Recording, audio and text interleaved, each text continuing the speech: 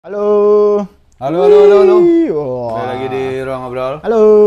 Eh, Ini kita Sohibul Hikayat, teman-teman. mantap. Ini naik panggung utama di Komipara 4. Ya. Tapi pada saat itu aku sama si Jojo. Jojo, ya. Sekarang aku sama Faisal yang ngobrolin ini by the way. Ini adalah karya dari komikusnya Sayuti Bukoboy Betawi. Betul. Dua-duanya ya. Sang dynamic duo, Tamam dan Raga. Atau sebenarnya namanya Tamam kan Tanfitz Tamamuddin ya. Tamam. Tapi kita memanggil Mas dia Tamam. gitu. Cuman aku kaget nih waktu pertama ini keluar ya, bahwa sebelumnya kan action. Sebelumnya lebih ke cerita zaman dulu kolonial Belanda gitu-gitu. Dan Mas Tamam itu kan juga kerja di Bumi Langit ya? Ya. Mau Godam, penulis Godam ya? Godam Putih Hitam. Penulis Godam Putih Hitam gitu segala macam yang sangat dekat dengan superhero, heroism. Tapi ini ternyata sekarang bikin horor. Ya. Dan begitu aku baca gitu, aku merasa kayak, feel-nya kena juga ya, ternyata gitu. Dan ini yang gambar juga partnernya yang bikin Sayuti dan kerasa juga bahwa ternyata tidak hanya di bidang action aja Mas Raga bisa membawa pembaca ke dalam komiknya, tapi ternyata di horor itu juga bisa. Ini terbitnya nganu ya? Oh, mantep tuh. Terbitnya di Koloni. Ini di Koloni. Betul. Di Koloni. Jadi nih. Bagus banget. Pada saat aku talkshow di panggung utama, ini ditampilin, Fitronnya nampilin keren. Ini dan keren banget. Oke. Nah, pada saat baca ini tuh, dan ini karena di panggung utama kita nggak direkord sama ruang ngobrol. Oke. Kita kan ngerekodnya pas di panggung talkshow. Jadi pas panggung utama tuh aku nanya karena aku punya rasa penasaran atau kecurigaan bahwa ini Tamam sama Raga bikin Sohibul Hikayat nih. Bisa ngeliat ya. Pernah ngalamin atau gimana? Benar. Secara feel kan, pertama Tamam itu terbukti kuat sebagai penulis komik itu terbukti kuat di riset. Ya, betul. Sayuti Bukoboy Betawi itu risetnya kuat, terus sebelumnya ada Jawara Sejati di Koloni juga, itu tentang romance tapi ada fight-nya gitu. Itu juga kuat. Terus kemudian Godam Putih Hitam juga fight banget. Iya punya riset juga Tamam. Dan nggak mungkin kalau dia ngeluarin Sohibul Hikayat nggak pakai riset nggak gitu. mungkin. Karena rasanya benar-benar oke, mungkin teman-teman yang baca ini yang tinggal di Jakarta mungkin lebih ini ya. Mungkin kali ya. Soalnya kan rumah-rumahnya Betawi. Rumah Betawi Jakarta gitu. Dan ini juga judulnya kisah seram yang benar terjadi di Jakarta. Di Jakarta. Kupikir sebelum, dan ini aku bilang di panggung ya. Kupikir sebelum aku baca komiknya, karena aku cuma ngeliat covernya gitu. Ini tuh bukan, maksudnya aku nggak ngira kalau ini horor. Jadi Sohibul Hikayat kan cerita ya. Cerita. Nah, di sini risetnya Tamam ternyata memang dulu di Betawi itu memang Tamam nggak ngalamin. Ya. Begitu Tamam udah lahir dan beranjak anak-anak terus remaja gitu, nggak pernah ketemu dengan pencerita ya. Sohibul Hikayat kan pendongeng ya, keliling. Nenek-nenek kayak dalang orang tapi nggak pakai wayang kan, ada tuh yang menceritakan kisah. Kalau di Cina juga ada yang kayak punya bilik kecil, terus dia gini. Kalau teman-teman tahu Kaku Ranger yang ngeritain yokai-yokainya. Sama yang di Sumatera dulu ada Pak siapa yang punya, aduh kok aku lupa tuh. Topinya tinggi itu khas bahasa. Aduh kok lupa aku. Aku juga lupa. Iya. Itu ada kitabnya. Itu ada kitabnya. Yang di Sulawesi itu ada kitabnya. Sumatera, sorry. Yang di Sulawesi juga ada sih. Aku lupa, itu ada kitabnya sendiri juga. Nah, ternyata kok di Betawi ternyata juga ada. Yang aku nggak, kemarin aku malah ngomongnya sama Mas Jojo sih sebenarnya, karena Mas Jojo kan temannya Mas Tamam ya. Mas Tamam kalau nonton ya sialan Faisal kayak gitu. Cuman aku bertanya sama Mas Jojo, apakah ada cerita seperti ini, dalam artian si dalang ini, si Sohibul Hikayat, si pencerita ini memang ada beneran kah di Betawi ya? Ternyata Mas Jojo juga tanya, ternyata memang ada. Di panggung besar mereka bilang, jadi mungkin orang tuanya Tamam sama orang tuanya Raga mungkin masih ketemu, mungkin ya gitu. Nah, wujudnya kalau di komik ini begini teman-teman.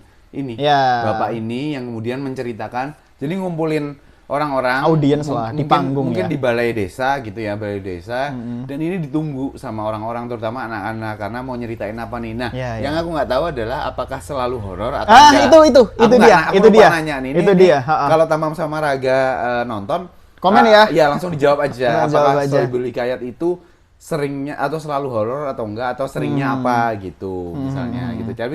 Tapi memang horor kan di Indonesia emang orang seneng ya. Ya dari gitu. dulu memang sudah mendarah daging lah ibaratnya. Jadi ini oke, dan isinya adalah cerita-cerita pendek yang kejadian-kejadian yang sebenarnya beberapa diantaranya tuh di semua daerah di Indonesia mungkin ngalamin. Betul. Kayak ketemu yang orang yang udah meninggal gitu, terus main jelangkung, tapi itu bodoh. Yang di sini itu kan bodoh banget tapi kemudian bodoh di banget. lain waktu, lain tempat malah ketemu kayak gitu. Terus kayak anak kecil yang agak-agak tantrum, terus ngerasa jangan ganggu aku, padahal yang disuruh jangan ganggu aku itu adalah makhluk lain kayak gitu tuh sangat relate. Menurutku komik ini tuh bagus. Ada beberapa cerita sih ya. Ada beberapa cerita. Aku nggak bisa ngitung karena cukup kayaknya nggak ada daftar isinya deh. Kayaknya nggak ada daftar isinya, dan kalau aku mau ngelihat ada daftar isinya nggak sih? Kalau aku mau ngelihat satu persatu kayaknya banyak gitu. Sih. Jadi ya udahlah, nggak usah. Dan gitu. ini diantologikan si karakter utamanya yaitu si pembawa cerita. Nah, aku pikir ini adalah satu cerita. Ya. Aku pikir si orang ini si Sohibul Hikayat ini, apalagi ini bentuknya kayak pemburu iblis, bro. Ya, ada bayangannya bayangannya terdiri atas iblis-iblisnya ya. Ya istilahnya jin-jinnya gitu loh. Aku kira ini jangan-jangan nih orang adalah pemburu iblis bawa senter, terus pakai baju jawara ala Betawi. Ternyata dia adalah yang menceritakan. Nah, yang aku kaget adalah bahwa kukira itu adalah satu cerita dia doang. Ternyata dia tentang bapak ini. Tentang bapak ini. Ternyata dia menyampaikan cerita dari berbagai orang-orang yang narasumber lah. Kita menyebutnya narasumber. Dan ternyata setelah aku ditanya-tanya sama Mas Bagas di atas panggung, ternyata Mas Raga juga pernah ngalamin, Mas Tamam juga pernah ngalamin, sehingga di sini ada ceritanya mereka juga. Nah, kalau teman-teman mau baca ceritanya ada. Ya, malah cukup banyak yang berasal dari Tamam dan Raga. Betul. Karena itulah ya tetap karena sih. Ya. Karena itulah sama Tamam dan Raga ya seperti halnya berita-berita di TV nama disamarkan gitu, kejadian dan tempat disamarkan gitu. Tapi hal yang Tamam sama Raga alami itu ada di sini. Nah, kalau kalian baca komik ini dan kemudian penasaran, mungkin bisa langsung tanya-tanya DM di medsos. Ada teman medsosnya. Tamam ataupun Raga gitu. Kalau teman-temannya yang baca mungkin udah sadar mungkin ya kayak ini yang kayak Tamam yang ini. Di kantor juga ada. Ya, di kantornya Tamam sama Raga juga ada. Ini Mas Tamam nih, ini Mas Raga nih. Yang unik itu kalau nggak salah Raga itu malah ini aku kebalik nggak ya? Raga itu malah gambar itu pas malam. Oh iya betul. Tamam nggak bisa. Betul nggak bisa. Kenapa Tamam nggak bisa nulisnya pas malam? Karena kejadian yang dialami Tamam itu di kamar. Di kamarnya dia. Tempat dia ngerjain. Safe zone-nya dia. Tempat dia ngerjain gitu. Jadi wah, masa aku nulis sesuatu hal yang dulu aku pernah ngalamin gitu. Jadi sedangkan Raga tuh ngerjainnya malah malam. Gitu. Biar vibe-nya dapet katanya Mas Raga. Emang dua orang ini berlawanan, tapi ternyata karyanya bagus. Tapi bagus. Ini oke. Karyanya bagus. Maksudku ketimbang pada saat aku membaca Jawara Sejati, bukan berarti nggak bagus, tapi ya udah bagus di titik itu. Kalau ini menurutku secara gambar mengelevasi atau mengekskalasi ceritanya, tapi Tamam juga berceritanya tuh karena ini sangat relate dengan mereka mungkin orang tuanya mengalami dan emang ada ya Sohibul Hikayat itu memang ada, jadi nggak mengada-ada gitu, jadinya kerasa real banget sih. Iya betul. Dan ini sih yang aku lihat adalah kemarin Mas Raga juga ngomong sih di atas panggung bahwa memang dia memiliki kemampuan untuk melihat hal-hal seperti itulah istilahnya. Dan ya aku merasa memang ngeri juga sih emang dia gambar-gambarnya sih. Ini kayak gini ditarik kayak gitu. Despite aku percaya nggak percaya ya, cuman maksudnya dari sini dia bisa menyuguhkan suatu gambar yang menurutku cukup menegangkan, untuk sesuatu. Nah ini. Tuh. Ya, nih. Cukup menegangkan sekali. Aku bacanya juga, jump scare kayak gitu loh. Komik jump scare itu kan sesuatu hal yang sulit dibuat sebetulnya. Kayak gini tuh mana ya? Nih kayak gini tuh. Nah, aku nggak tahu ya itu benar atau enggak. Teman kemarin Mas Raga sih bilangnya memang memiliki kemampuan tersebut sehingga memang mengena banget saat dia menggambar. Kita bisa gila. Kalau orang bisa ngelihat stres ya. Kalau orang bisa ngelihat ternyata stres ya, karena memang sengeri itu. Berdasarkan ini, mungkin ini requestku pribadi ya ke Tamam sama Raga gitu. boleh nih kayaknya bikin cerita atau komik horor yang settingnya Sayuti. Oh iya benar sih. Settingnya Pitung Betawi ya gitu benar. kan. Pada saat itu kan kejadian, maksudnya kayaknya alamnya cukup mengerikan. Gitu. Betul. Dan ya nggak tahu nanti apakah di koloni atau di lewat Padepokan diamini Kembang saja. Kelapa. Ada Kembang Lape. Ya itu ya silakan aja. Tapi berdasarkan ini menurutku ini kombinasi yang oke sih. Kombinasi yang oke untuk dilanjut untuk Sohibul Hikayat ya, dengan cerita-cerita lain atau memang ya ternyata masa mudanya si bapak ini emang sebegitu bergumulnya dengan kejadian-kejadian gaib sehingga atau dia bisa menceritakan kan. Betul. Nah, jangan-jangan itu bapaknya Tama bukan? Saya tidak tahu ya, sih. Nah, endingnya menarik sekali. Endingnya menarik sekali karena tanpa berniat untuk membocorkan macam-macam, tapi ada gambar seperti ini tuh kayaknya asik sih. Asik. Ya nih. Bu, intinya saat kita membicarakan hal-hal gaib, itu tuh sesuatu hal, ya aura gaib tuh ikut melihat kita. Ya. Gitulah istilah secara tidak langsung. Dan ada komik di behind the scene-nya juga ada ya. Nih, komik behind the scene-nya juga lucu juga. Yes. Mereka bikin komedi itu juga bagus loh sebenarnya. Karena kehidupan mereka komedi. Iya, kehidupan mereka komedi. Itu mereka sebenarnya bagus juga bikin komedi. Nah, tapi mungkin ya karena ini Sayuti juga udah selesai.